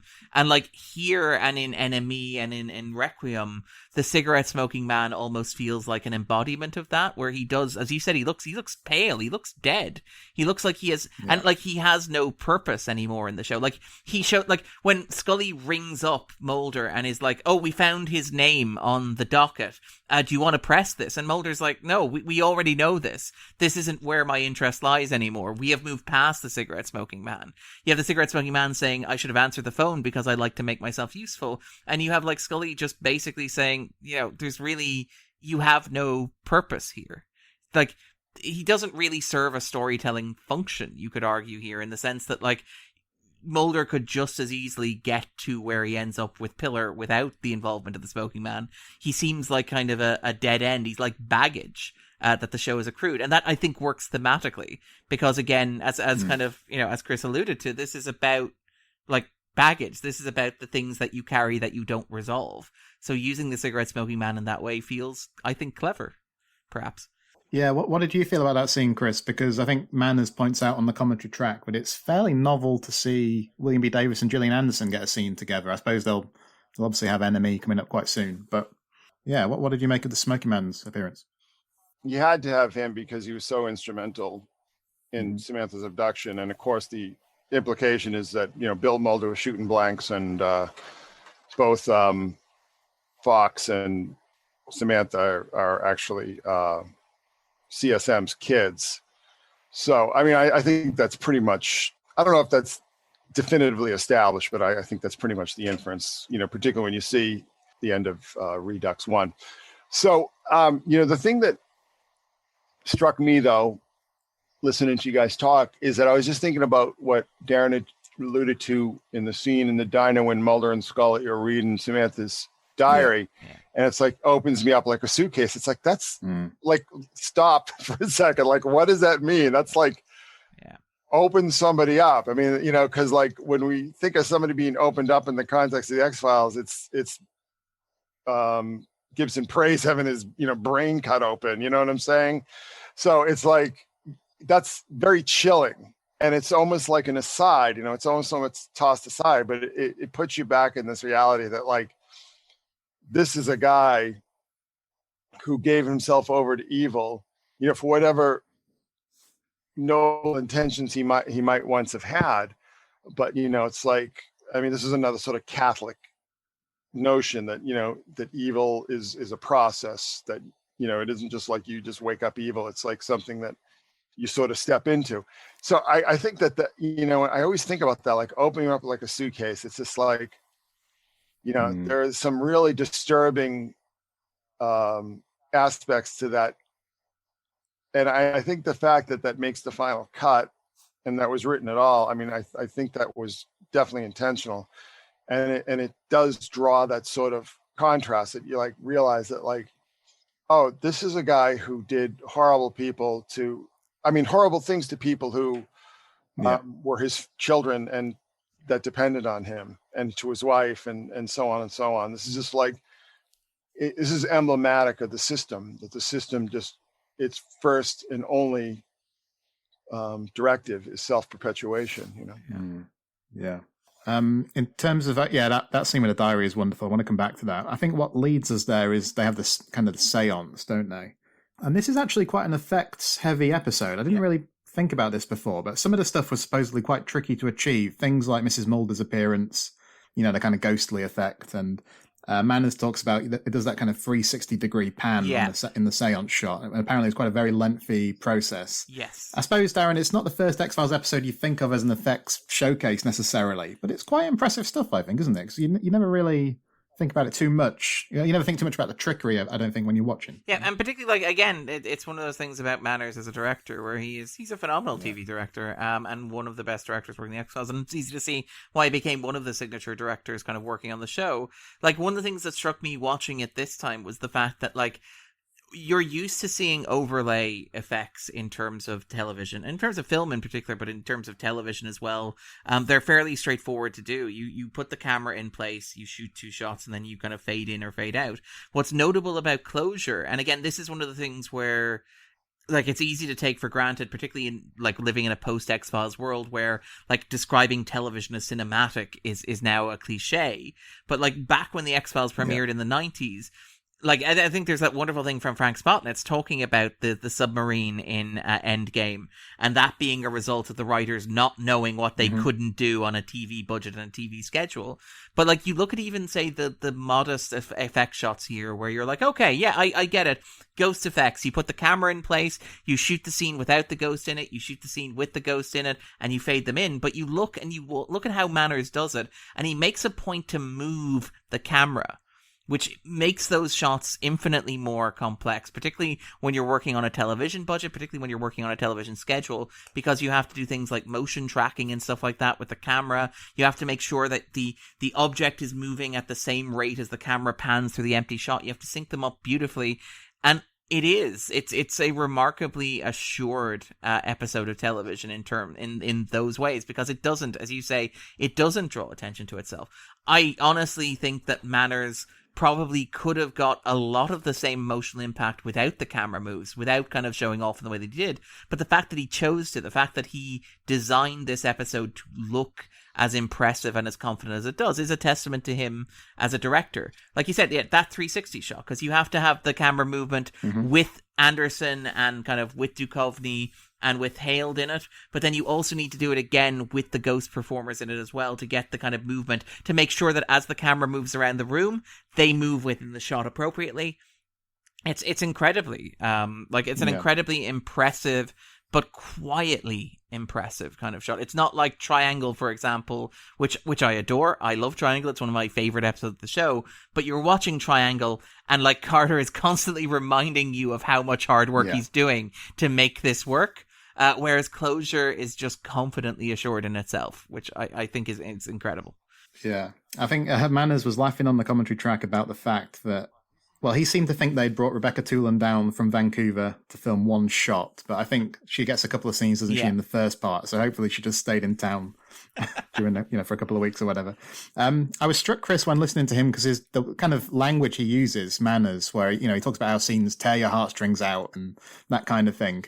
And I think you've spoken before about how he was kind of an emotionally kind of voluble kind of guy. Do you think that makes him the kind of perfect choice for such a kind of raw episode as this to direct? Yeah, but it could have gone wrong. It could have become like a Hallmark TV movie.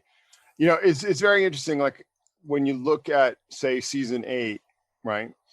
And, there's very much this back to basics directive. They really want to get back to the whole, what made the show. I mean, they said this over and over again in interviews. But, there's for instance, Mark Snow's scores are much different. They're no longer these sort of like industrial, sort of punky, synthesizer tracks. There's a lot of pianos and strings. I mean, it's almost like a soap opera in some of the episodes. So I think that Kim Manners' influence is that he put a lot of more demonstrative emotion. That he had that influence because more. And of course, like I said, this could have gone very wrong because with Bob Goodwin being sort of the man in charge, sort of setting the tone up in Vancouver, he was always like everything should be underplayed, everything, pulled back on everything as much as you can and still get the idea across. And I think that Kim Manners was much more like, go in for the kill, go in for the emotional bullet, Yeah. Well, I think there's a couple of scenes here where they could have pushed it further and they didn't. And there's a good story about the Coveney's influence on that. Yeah. I know that anecdote you're saying, and that's exactly like the point I'm making. Is that like, Manners really wanted to just go for the whole, the ugly crying, the kind of Duchovny crying. Yeah, the whole gushing and all that kind of stuff. And Duchovny was like, no, let's underplay this, so. But I guess he was smart enough to learn the lesson, at least in this example, wasn't he, Manners? Because he sort of talks about watching Duchovny do that and, being in tears watching it, Darren, what do you make of that diary scene? Like, if you're giving this episode a 5 or a 6, how much is that diary scene? That diary scene is doing a lot. Doing a lot of heavy lifting.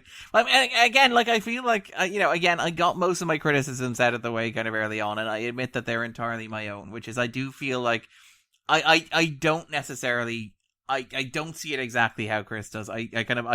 I wish I did see it that way. It doesn't to me read like that the walk-ins are meant to be these kind of lies that people are telling themselves. I think the episode wants us to believe that the walk-ins actually exist, or at least I think the episode is positioned in such a way as to want us to, or to make us as an audience want to believe.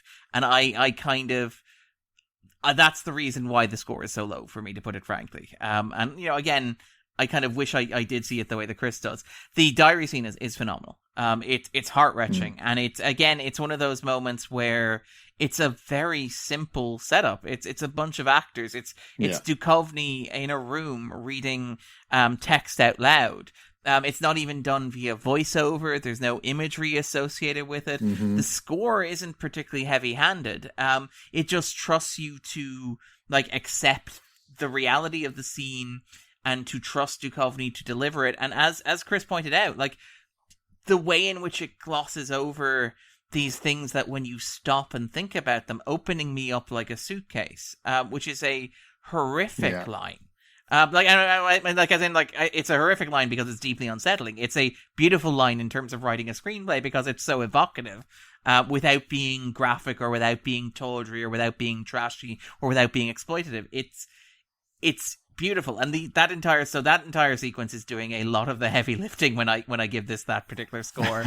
To be fair, it's a beautiful scene. And like part of me is almost like I kind of wish that the episode ended there and didn't go any further. But anyway, sorry, that's mine. That's my boring take. No, I think that's fair enough. I think as much as all the credit goes to David Duchovny, though, don't we also think Gillian Anderson's really good there too? Yes. Like that moment at the end of that scene where she can barely kind of hold it together. I think it's pretty striking acting as well, Chris. What do you think? Yeah, well, she has a very tough job in this episode because, we've seen so many episodes that are very like about her emotional life and her emotional arc. And she sort of needs to step back and be like a different kind of character here. She needs to be supportive in Mulder's emotional crisis when he wasn't always the most supportive in hers, which I was like, Mulder's such a bad boyfriend, right? But I really appreciate that. I really appreciate the fact that I think she plays it well. And I'm going to just go on record here. I mean, I know that she's a very highly acclaimed actress, but I've never seen anything that she's done since where she exhibited the kind of emotional range that she had in the X-Files. I mean, maybe it's just a quantity issue, because you had 200 odd stories to show you stuff. But I just think that, personally, her acting in the X-Files is just head and shoulders above everything she did afterwards. So I don't like, again, it's kind of interesting. I think Chris is right. I do think and it's true of Duchovny as well. I don't think like Duchovny and Anderson will probably ever do anything that will showcase their range as effectively as the X-Files has. And that's not a knock on their later work. No, it's because the X-Files is one of the greatest shows ever. Yeah, I mean, we are on a podcast discussing the X-Files. It is the fact that there is so much of it. It's the fact that they were doing it so consistently. I think it is a volume game, as Chris mentioned, but I also think it's just a time game as well. Because, like, you're doing 20-odd episodes of this a year, which is an exhausting schedule, and it gets to the point where your craft has to be honed. Like, if you are still doing this, your craft has to be honed. And I know, again... I love Duchovny, and you always know I'm going to say something mean about Duchovny when I say I love Duchovny beforehand. But like Duchovny was an actor who you could always tell precisely how invested he was in a given script from his performance. There were points in the X-Files where Duchovny just kind of goes, and you can see the switch flip in his head, and he's like, okay, you get autopilot Duchovny. I think Anderson didn't do that on the X-Files. I think that like she was always dialed in. And I think that, as a result, I think that Chris is right. You will probably never get a set of performances from these two actors that will be as good, as diverse, and as broad as their work here. I can agree with that. Even as somebody who does like love her work on Hannibal, for example, I still think you're never going to equal the X-Files. Don't you think some of those jokes about Duchovny, though, are a bit kind of off base in the sense, isn't there an episode of Futurama where they list the great acting robots of all time, and they mention David Duchovny's name? Okay. But you see an episode like this, and you think, that's really unfair. That is two things on that. First of all, it's incredibly unfair because he can be incredibly emotional when he wants to. Second thing is, it's also incredibly unfair because he makes a conscious choice stylistically. He's a very mannered actor who makes very deliberate choices. Like we talked about it earlier on. The fact that like Manners was like, no, Will, I want you crying. I want and to be honest, that's your default, like that's your assumption that's based on what you know of Mulder. Like Duchovny, and like we've talked about in this podcast before, and I endlessly praise it because it's a very brave thing for a male actor to do on camera, is not only to cry, but to cry the way that Duchovny cries, which is incredibly genuine. What we now on Twitter call ugly crying, but with no reservation, no holding back. But I think that Duchovny's performance is very carefully calibrated in such a way as to make those emotional moments feel earned. I think that there's a tendency to dismiss Duchovny as wooden, based on that choice, which is a choice that I think serves the character, serves the material, and serves the show. But I do also think that even accepting that, there are points in the show's run where you can tell he is maybe less dialed in than he would be otherwise. And he's kind of not really there. And I think there are some points towards the end of the 7th season where you can kind of see that as well.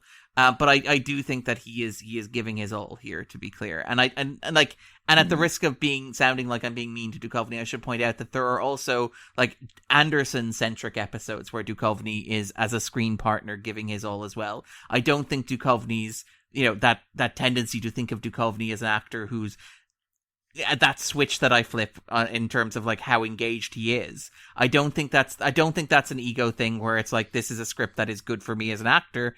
I think it's just, this is a script that I have determined is worthy of the amount of effort that I'm going to give. Because I'm making 20 episodes of this a year, I am one of 2 actors carrying this show. It is exhausting. It is draining to the point of mental breakdown.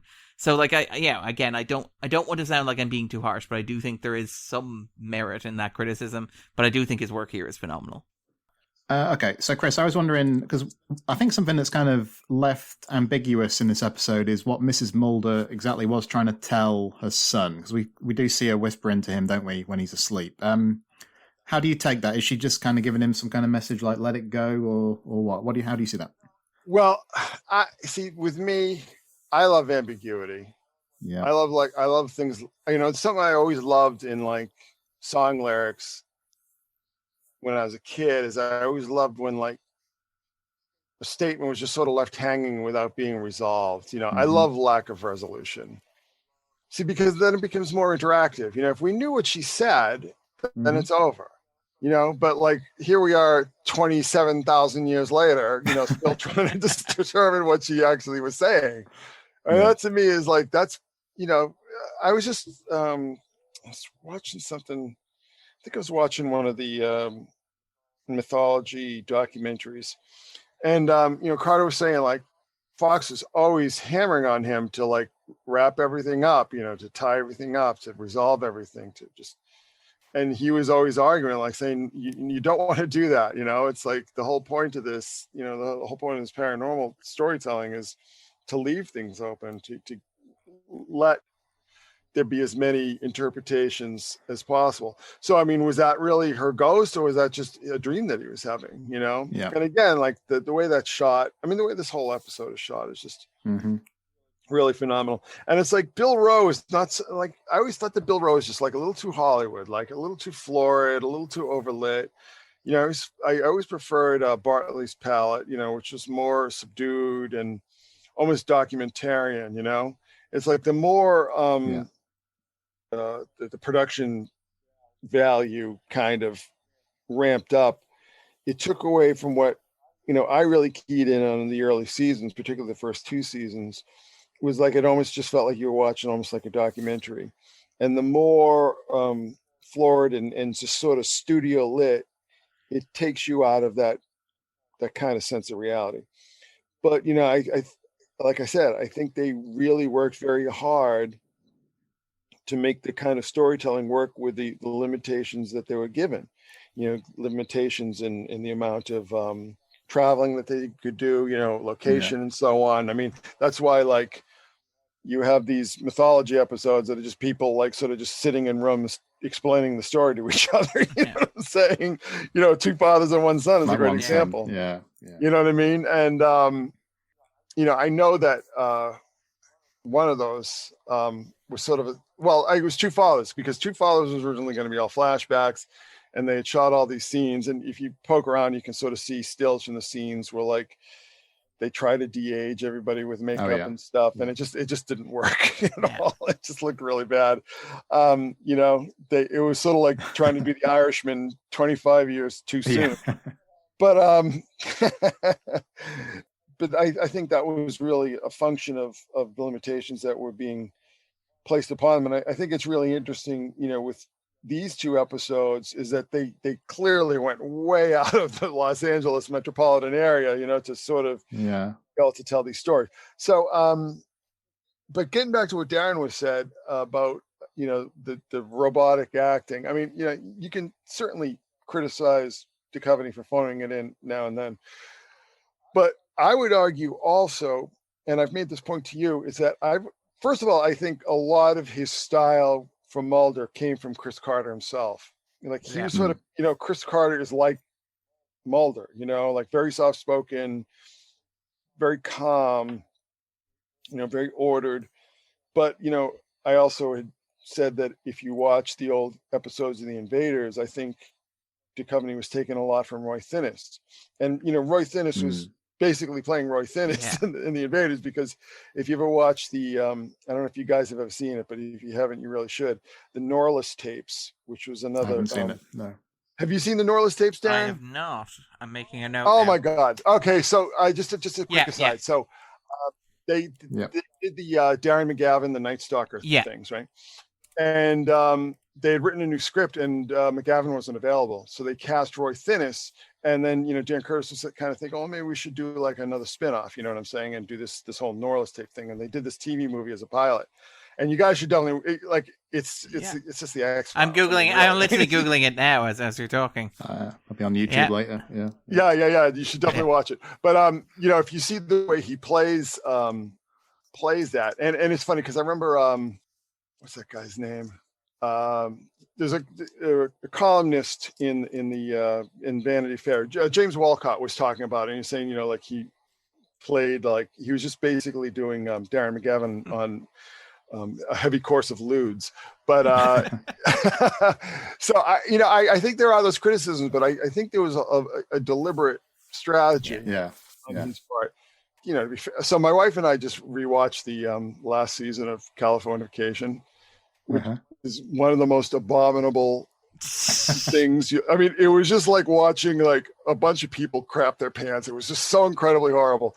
But like Devicomte, he's not playing Mulder in that. And one of the problems that I had in season 10 is that it just felt a little too Hank Moody and not as much Fox Mulder. So that robotic acting that people have pointed out, that's a choice. To me, it's not.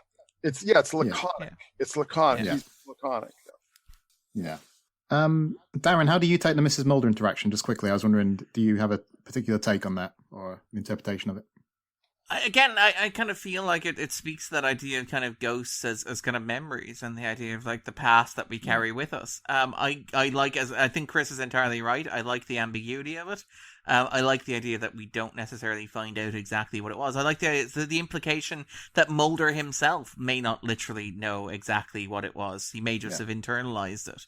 And I like the idea that it's left unspoken. I think like that's the kind of stuff that I really like and I really respond to. And it's kind of, it does really feel like there's a sense of obligation to this. But like, because again, like and not to re-legislate something kind of Chris mentioned there, but it is something that you see a lot with shows like this, where you have a central mystery and you have a fandom that demands and expects answers. And people Lost is perhaps the prime example of that, where like you have this big debate about like people are still arguing over the finale of Lost and whether it was satisfying, and whether it explained everything and whether or not everybody knew what it was all along. And like, I admire that the X-Files does leave these ambiguities. I think the X-Files is arguably, in hindsight, much stronger when it leaves these ambiguities than when it tries to spell out and explain itself. And again, we can look back and we can say, well, look, this is just the way that, television is or was. Why couldn't they do it better? And part of me is like, no, but Lost ran into the same problems a decade later. And also, like, to find an example of a show that does...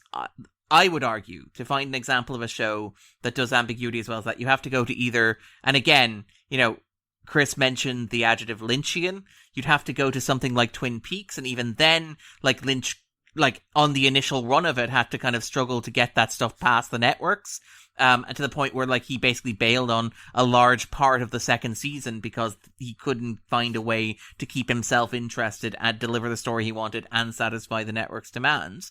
But then obviously like you have to go to something more recent like The Leftovers, which is a TV show that, well, first of all, while it's fantastic and while I would wholeheartedly recommend it, nobody watched. B, could only possibly exist on a cable network like HBO, would never have survived on a broadcast network. So, like, I find myself, I admire the ambiguity in the X-Files. I wish there was more of it, but I also understand in the context of a primetime television show doing sweeps episodes on Fox in the year 2000 that, there was maybe only so much ambiguity you could have, but I like that that's never explained, that what Mulder's mother said to him is never explicitly articulated. It's instead just left for us to imply, and as Chris said, to argue about on the internet 21 years later. 7,000 years later. I agree. Let's come towards the end of the episode then, because I've got quite a bit of stuff in terms of listener feedback I wanted to get through as well. Like we've alluded to, I think the story you hear about Duchovny's acting choice here, where he wanted to play it very simply and not go overboard, I think works really well. Kim Manners argued with him, but then was moved to tears by his acting, is the story. Secondly, I love the stylistic presentation of that stuff with the children. Yeah. So it's day for night photography, isn't it? I think the film has been treated to give it that kind of ethereal feeling. You got the slow-mo, like I mentioned earlier. I think Kim Manners said something quite telling. He says they needed to float the moment and kind of suspend it. And I think it was absolutely a great choice. It means that moment seems kind of abstracted from what's around it, doesn't it? And it seems fitting to me. I think the Moby music plays into that as well. Yeah, so is that the kind of thing you're responding to, Chris, when you're saying not to take this literally because of the way it's kind of depicted as well? Yeah, it's funny because Darren Morgan had always seen Fox Mulder as just being a lunatic, like he's just insane, and he said that, in many interviews and stuff, like this guy's just insane, and when they did the monologue on Dreamland 2, they they sort of touched upon that as well. So, I mean, is this just a fantasy? I don't take it literally. I don't think it's shot in a way to be taken literally. It seems very internal. It seems very much like almost like a kind of waking dream, like a reverie, very visionary. I mean, I think visionary would be the best term. But it's funny because I was one of the millions of people who the following Monday morning ran out to buy that Moby album. So, well, it was everywhere. It was everywhere that year. Anyway, sorry, we'll come back. It wasn't until that episode, because I remember when that album came out, and I remember hearing like I think it was Honey, which was the first single, and it was okay. I mean, it didn't really go anywhere, and that album didn't become the juggernaut that it became until that episode aired. And I think that if you look at the charts, I think it'll bear that out. Okay, cool. So Darren, I agree with you, I think, about the walk-ins in the sense that I take them literally. I think this is something that's happened in the world of the episode of the X-Files. But I also like the way that sequence kind of stands to the side of the rest of the stuff.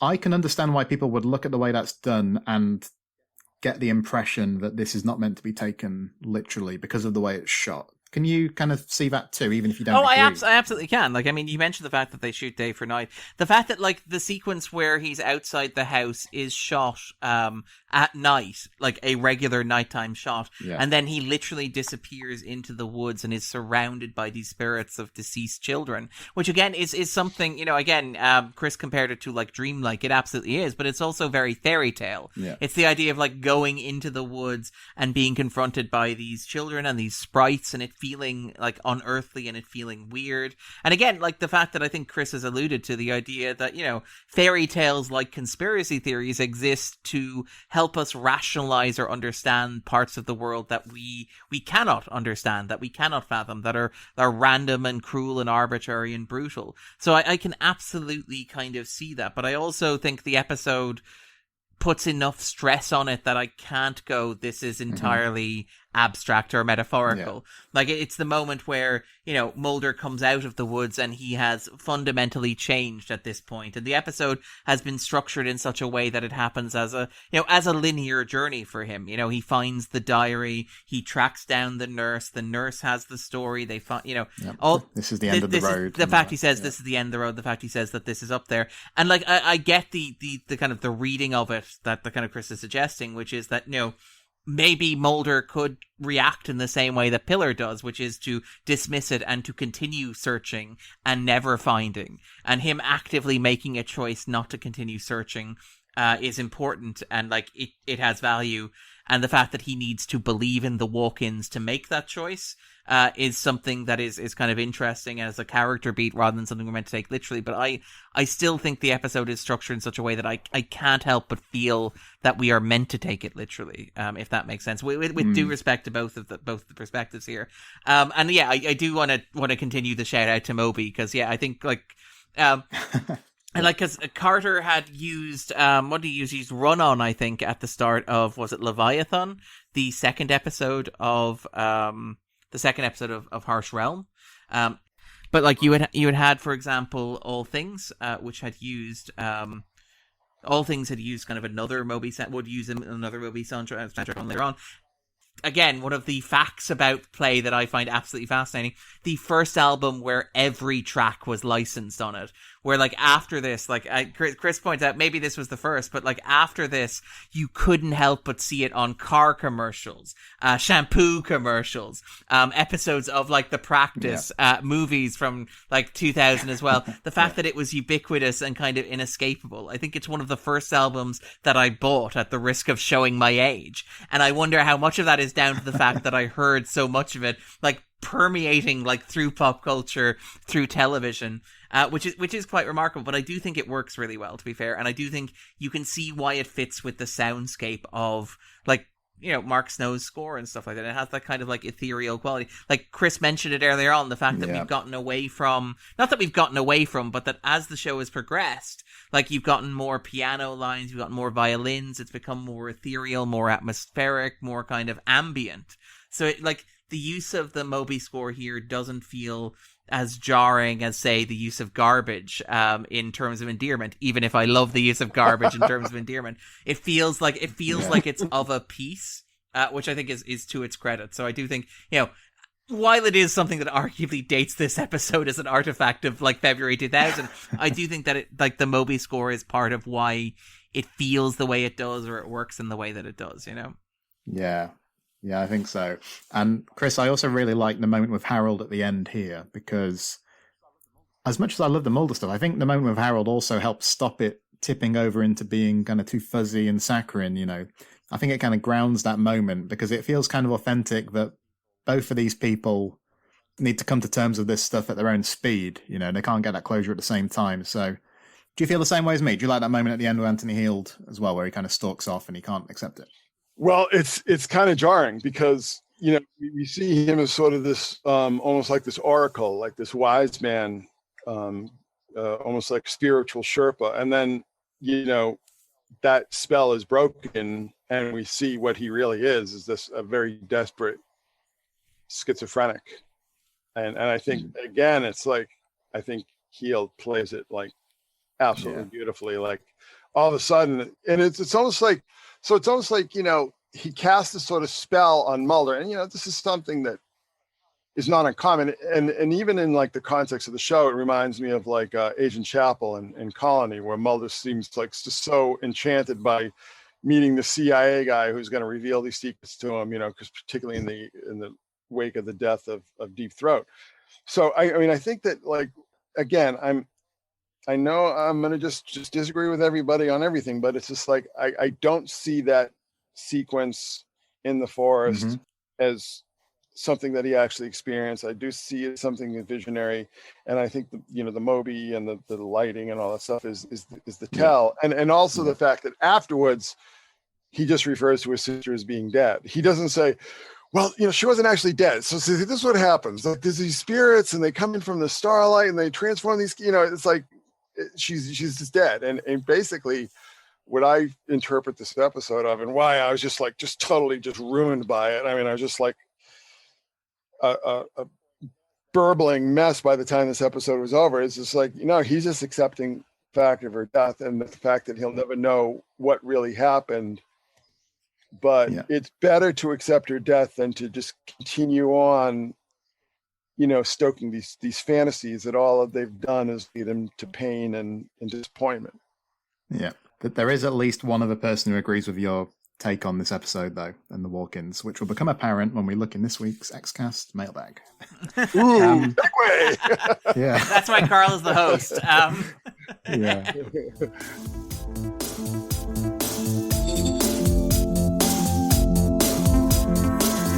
Right then, so Ellie Jean, first of all, she says, I think this is a lovely end for Samantha. The reality of what she went through, which wasn't really depicted until now, kind of like you guys said, was awful, and the scene in the diner was absolutely heartbreaking as Mulder realizes what life was like for her. But her relatively quick exit from her almost feels like a release, and the real Samantha was free from all the clones that followed, which is a kind choice. Young, teenaged, happy and free Samantha running to give her big brother a hug is the best way to wrap up her storyline.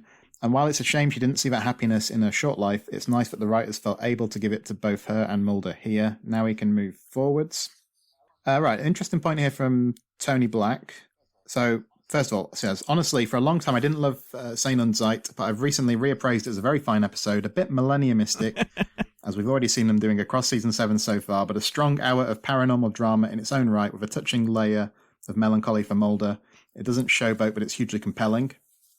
Closure is the lesser of the two episodes from a craft standpoint, and it does have to churn a few plot mechanics to tether the abducted children story to the embers of the Mulder family mythology and the Syndicate myth arc, but it largely works well. I maintain the final Moby-infused point of catharsis for Mulder is great, and it's absolutely the most unexpectedly satisfying way to explain the Samantha mystery. This really is the beginning of the end, though, for Mulder as a character, a point of no return. It further makes me believe that the end of Season 7 should have been the last we saw of our intrepid hero. I don't think I've heard Tony say that before, so I don't know if this is a recent revelation he's come to. But what do you guys think of that? The idea that Mulder presumably then gets taken away at the end of Requiem and never comes back is kind of what he's suggesting there. Would that have been a good idea? No, that would have been a terrible idea. I wouldn't be quite as blunt as Chris, but I would also make the point that I at the risk of being controversial, I would make the observation that I think it's a reasonable argument to make. Darren says, couching not at all, that season 8 is probably superior to season 7 in just about every way. So I would probably disagree with it on those grounds. I argued in the past, I can see Requiem. Requiem could work as a season finale or a series finale or as the last episode of the X-Files ever. That's kind of the beauty of it. But I also do feel like I really enjoy the 8th season, and in particular Mulder's arc in the 8th season. Yeah. And Tony's right. This is the end. This is closure. But it feels like there are other things to do with Mulder's character afterwards, in that, Mulder is released of this burden, so what now? And I feel like the beauty of the 8th season is that it has the advantage of the luxury of that, in that it's like, well, no, Mulder's entire arc is wrapped up. Mulder has resolved pretty much everything that was dangling over him over the course of the first 7 seasons. So, not only have we reached a point where our hero has gotten past his trauma, let's actually ask the question of what happens next. What does he do? How does he grow? How does he change? And I think that is just as valid. I think, again, this is a story about dealing with trauma, about dealing with loss, about dealing with all these terrible, terrible things. And I think one of the luxuries of a television series as opposed to a film is that you can then go, but there is also life after that. There is also life after recovery from trauma. You don't just close the book and that's the end of the story. You go, no, you've gotten past this, now what? And you can actually meaningfully explore that. So I while not disagreeing too strongly with the substance of what Tony's saying, I do also think he's nuts to suggest that Mulder should have been done and dusted by the end of the 7th season. All right, Russ Hugo, I'll say, was the man who agreed with Chris's take, so we'll get to that. It's a fairly lengthy one, but I'll try and read it all here. So he wanted to expand on what Tony was saying about the idea of the episodes being millenniumistic, and he says, the episodes are working towards helping the viewer to ignore the cold details and facts of the narrative and whether they make sense, and instead focus on the humans in the maelstrom and how the story feels true or not. In that sense, Mulder's acceptance of a particularly messy and brutal resolution to his sister's life is accurately unwieldy and uncontainable. He learns to let go of seeking a pure, tangible truth, seeking justice or reconciliation. It's closure in an often too real sense of loss and grief. In many cases, we can have some details about the people we have cared about in our lives, but rarely do we ever get true clarity, especially on an emotional level, and certain things must be taken on faith at some point, often due to a lack of opportunities or an unreliable memory. So he says, in that sense, I've never taken the walk-ins plotline as being literal, and the wonderful reunion scene at the end feels best interpreted as a moment of acceptance of Mulder's lack of control and the limited power of the truth that he found. It's not a moment of rapid transition of his personal, emotional, and mental health, but a beautiful and quiet moment of peace and hope for slow healing through this particular personal apocalypse. And finally, he says that the equally wonderful Sound of Snow from Millennium has much in common with this on an overt level, but I would argue that Millennium as a whole is largely an analogue for what is at the core of these 2 episodes. Like Millennium, these are not perfectly plotted and executed stories, but they are extremely unique moments of television for how humane and empathic they are, and how they can use excessive complexity and messiness in the service of the emotional truth. So I've slightly condensed Russ's message there, but I think that's the gist of it. It's been a while since I've seen The Sound of Snow from Millennium, so what's the comparison there, Chris? Have you seen that one recently? Well, I think that's an excellent comparison, and one that I wouldn't necessarily have thought of. But, we have this remarkably, I guess, similar situation where Frank is sort of let out into the forest where he has this, I guess, a resolutionary encounter with his dead wife. But that ends with him nearly dying of exposure and stuff, and having to be rescued and so on. But I think that I think that's a very good comparison, one that I hadn't really thought of, and one that I'll think of more in the future. But again, I see that as visionary. It was instilled by his Frank's exposure to these subliminal influences and so on, and that just sort of, that comparison really strengthens my resolve as to the the ending of I mean, in The Sound of Snow, it is like it's very much like contributed to or compared to like a mind-altering experience. It's Alice. It's these psychedelic tapes. They alter your perception of reality and they bring out what's inside of you. Very similar to what the X-Files kind of like itself does in stories like The Blessing Way and stuff like that. I do think there is a slight difference though in that like I kind of why Sound of Snow works better for me I think than this is because you do have that moment of Frank with Catherine as she's dying and they have the conversation, but it's still clear that she died, and it's still clear that that's exactly what happened, as opposed to Catherine being happy and kind of like running and kind of having the kind of like moment of kind of smiling. It's like, no, you're gone and I miss you every day. Which is a slightly different tone, I think. I do also think it is worth noting in terms of like how millenniumistic these episodes are. Like Closure is a recycled title. It was used on the third season for an episode of Millennium about another family mystery, which is quite, if I remember correctly, it was the Emma Hollis episode, wasn't it, Chris?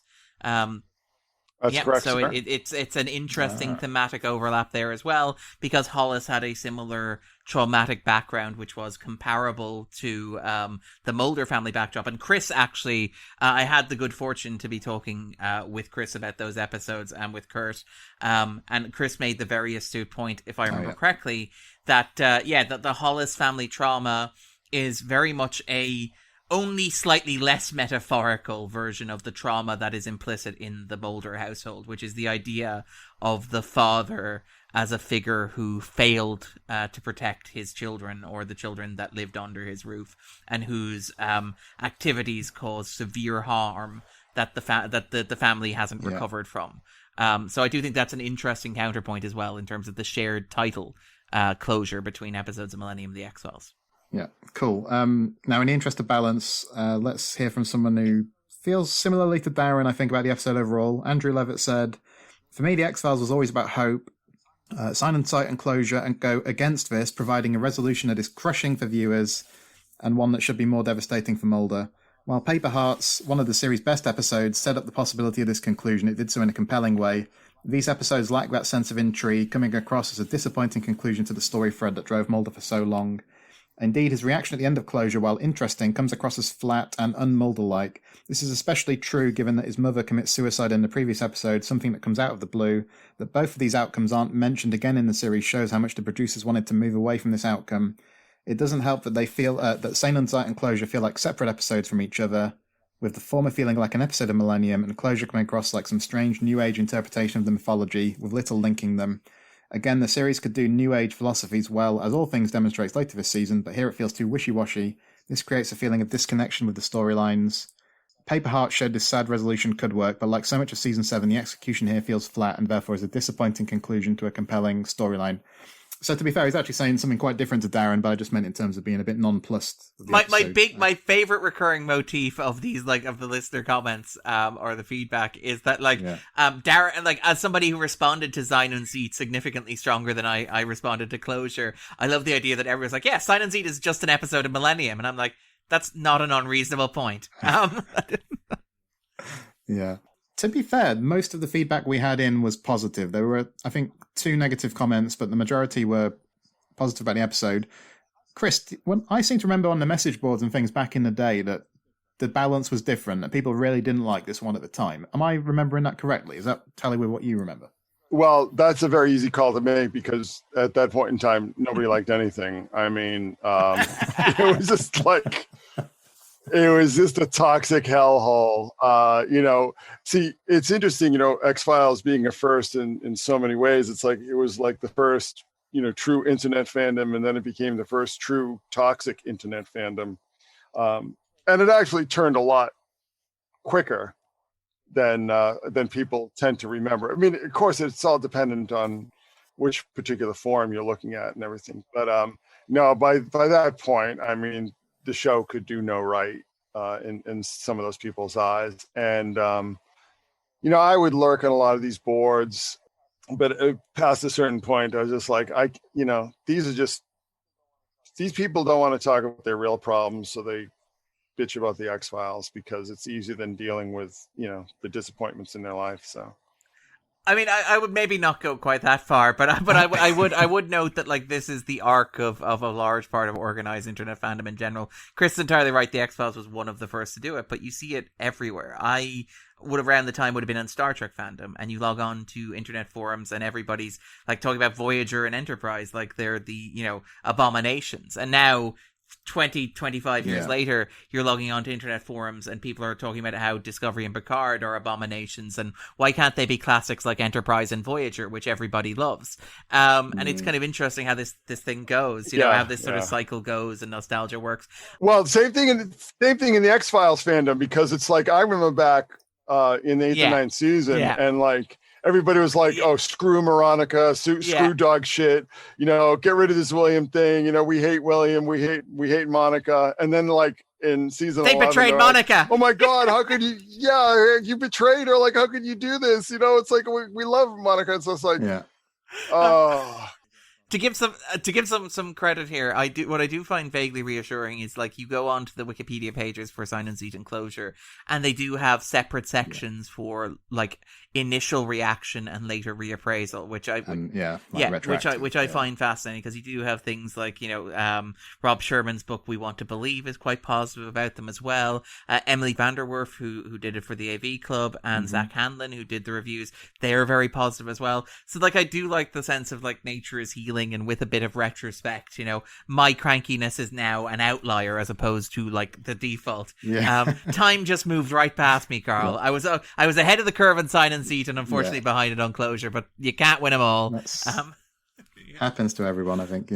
Let's just round off with two more. A nice personal message from Luke Winch, who said, "It's an episode that for me deals with grief, the inability to process or accept the death of a loved one, followed by the almost euphoric release of those bonds in knowing that you can go on with life without the loved one you lost.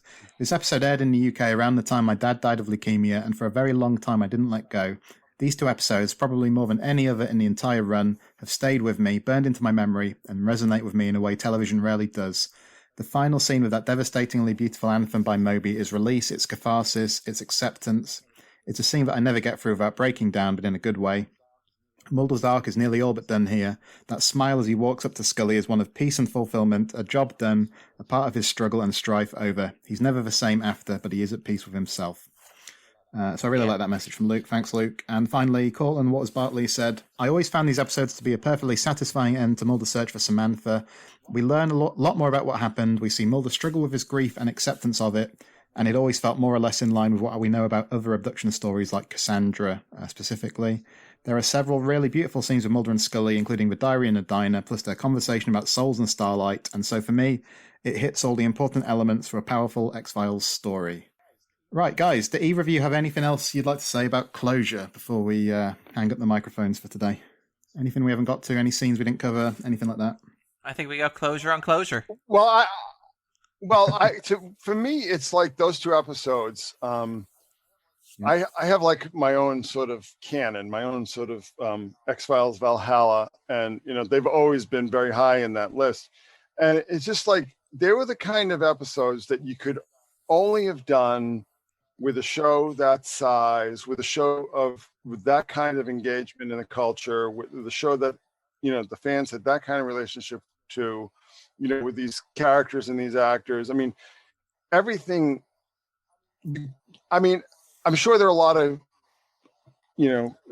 episodes that are comparable to other fandoms and everything, but it's just like I've never seen anything like those two episodes ever since. I've never seen anything that just has this just crystalline effect, this power that's like cutting and emotionally devastating. And I don't know if we're ever going to see that again, because I don't think the culture is in that place anymore, and probably never will be again because of the way. You mean in terms of fragmentation, is it, or in terms of like fragmentation and just like the way things are consumed, but also the audience. I mean, you have an audience that that was 20 years, over 20 years ago now, and the world was a different place then, and I don't think we'll see that again. I really don't, unfortunately. Yeah. So. I mean, when I said at the outset, I think there are a couple of scenes here which as powerful as anything in the X-Files. We're talking about the diner scene where they read the diary and the scene in the clearing, and it's kind of similar to Luke. I've watched this episode several times and found those scenes, bring me to tears. So yeah, I really do like this episode. All right then. So Darren, what are you up to online? Where can we find you?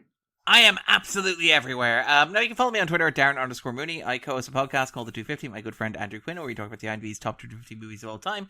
Once a week, we're working through those. I don't know when this is coming out, so I don't know what we have planned. But if it's coming out in late September, we'll be covering Catwoman for annual Batman Day. Outside that, I do... Yeah, I know. Meow. Halle Berry. Halle Berry's Catwoman. A sea change moment in American cinema, I would argue, in terms of redefining superheroes. It was the last gasp of a certain kind of superhero movie before the new mode arrived, but that's a discussion for another time. I also do work at The Escapist as well, so you can follow me online there. I post twice weekly covering media and all that sort of stuff. I do online video reviews there. I do some wonderful video series called In the Frame with the fantastic Omar Ahmed as my editor, which just takes a look at kind of pop culture trends as they're happening. So yeah, that's all the stuff that I'm doing and where I'm at. So come yell at me online. You shouldn't invite people to do that, Darren. It's very therapeutic. Happen, I think. I'll smile beatifically. I'll do my little Duchovny smile. And Chris, how about you? What are you up to these days? Well, I'm up to a lot of things, but the one thing that I think your listeners would probably be most interested in is I'm finally trying to get my long-promised X-Files book of insane fan theories finished.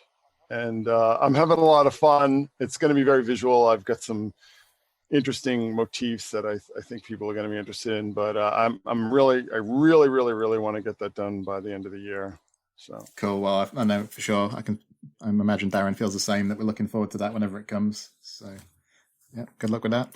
All right, listeners. So that's all for today. Remember, you can find the Xcast on Twitter at the X_cast. Come and join us on Facebook in the basement. We're also over on Instagram too. But yeah, we'll be back soon. I think X-Cops is coming up very shortly, so that'll be a lot of fun. But that's all for today, listeners. So always remember, till next time, trust no one. Elsewhere on We Made This. Frame to frame. I do find that on Please Mr. Kennedy, it always tickles me when Adam Driver pops up. Yeah. I think that the ridiculous insertions that he has in the song is what makes it. Outer space. Outer space. Just all that. It's just absurd. I just love it. It's very kitsch. And then you've got that. Yeah, I just love the... oh no! He just throws in things like that. Uh-oh! It's just great. This is the first film I saw Adam Driver in, and he's only in it for about 5 minutes, and he almost steals the entire movie. That's what a great actor he is, although obviously one must credit the Coen brothers with the brilliant attention to detail in the music and the writing and the direction, as you'd expect. Yeah. Cerebral Jukebox. My friend had a Nimrod t-shirt. Quite a few people I knew had Nimrod t-shirts. Yeah. The famous one. And I think I must have seen that album cover every day. Yeah. For 2 years. To me, I think Nimrod could be the perfect rock album. I don't think there's a better all-round rock album than Nimrod. American Idiot is exceptional, but there's something about Nimrod that ticks so many boxes and has so much diversity on it. I think it could be the best album ever made. Pretty Fly, a 90s nostalgia podcast. People like me have benefited from that for generations. Now that that's being challenged, centuries, 100%. You've got people that are understanding, and I'm not ashamed of who I am or where I'm from, but that, doesn't mean that I can't sit back and say, hey, other people catching up ain't a bad thing. Absolutely. I just want to remind the listeners, this is a Rugrats podcast. This has got deep and serious at the moment. Check out all of these shows and more on the We Made This podcast network.